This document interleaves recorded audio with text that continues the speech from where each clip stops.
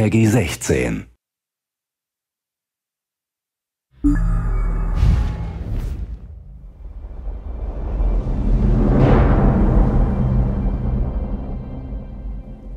Howdy everyone, I am Paul Sage. I'm Nick Conkle.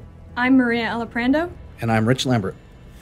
So today we're going to be showing you one of our veteran dungeons, and that is the Krypta of Hearts. This will be coming out around the end of June. The thing about veteran dungeons, in particular this very most recent one, is that they are hard. I think that's what we'll be showing a lot of here. The good news is that we have the benefit of editing to make us look like we never die, although we do die quite a bit. The bad news is that we're still going to be having to deal with this incredibly challenging encounter, and when you guys deal with it too, you'll really see how hard it can be. One of the things I'm trying to focus on as DPS is I'm going around and making sure I interrupt all the monsters. I have an ability called Deep Rest, which allows me to do a AoE interrupt. Also, I use a Standard of Might to stop taking a whole lot of damage. Speaking of dying, that's actually probably my responsibility.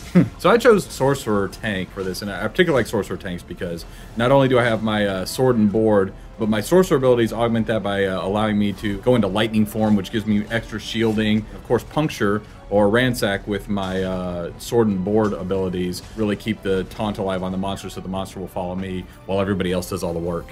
This boss is particularly challenging. I mean, in a lot of ways, it was the one that is has maybe the most learning curve, just because there's so many mechanics. You need to tank the boss and face her away from the group because she's going to shoot out this storm of lightning.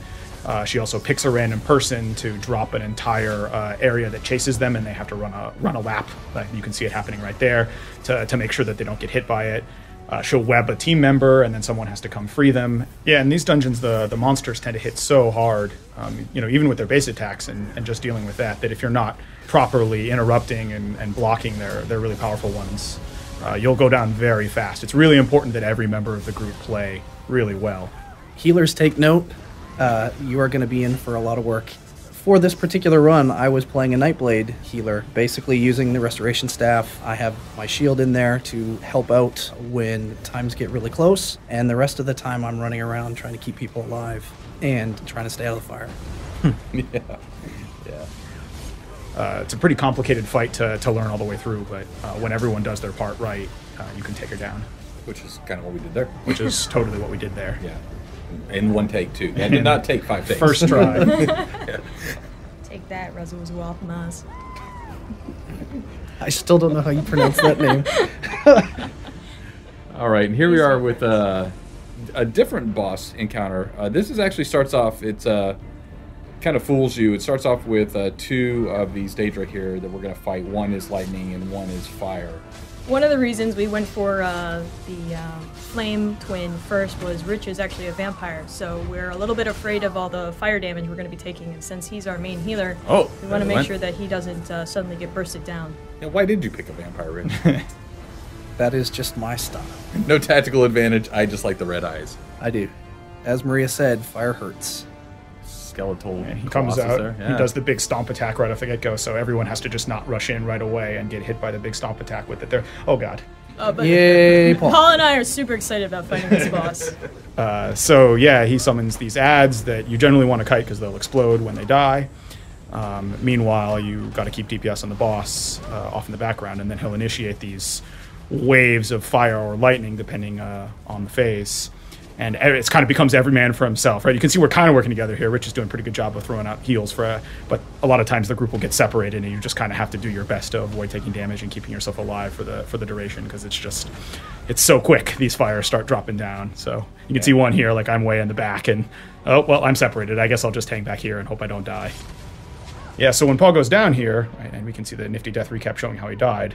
The key thing is it's not over, right? Maria can come in and run in a battle resm. And while that's happening, we'll cut to that. I can stand back and tank him for a second with some roll dodging. I'll bow tank him. You can see there. I don't want to get hit with any of this because I'll just die. Yeah, so even though rolls are important, picking up the slack for others in your party who might not be as good is pretty common. Yeah, so as he gets lower and lower, you can start seeing the cadence of these these explosions and lightning bolts starts going up. And it basically gets to the point where you can't hold it. You can't hold it together. It's going to fall apart, and it's just a race. It's a race for survival. It's a race to the finish. And everyone's spamming their abilities and their heals and just trying to stay alive as well as they can. and you got to be dodging and keeping yourself alive and healing everyone you can and doing as much damage to that guy as you possibly can. And I find the best way to finish this off is flat on your back, which is kind of how You definitely had your share of those. yeah. yeah, so first try we killed that guy, which is good because, you know, there was no editing there.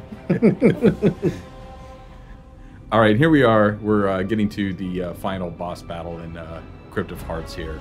And so this sword is something you run in, you activate, and you summon the boss. And you can kind of see a little bit about what's going on here. Just go touch it. I'm sure nothing bad will happen.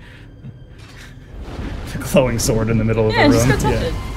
But we're going to save that for you to experience when you go through the veteran version of Crypt of Hearts. Yeah, this guy is no joke. You definitely want to be fully buffed when you take him on. Is he going to use that sword later?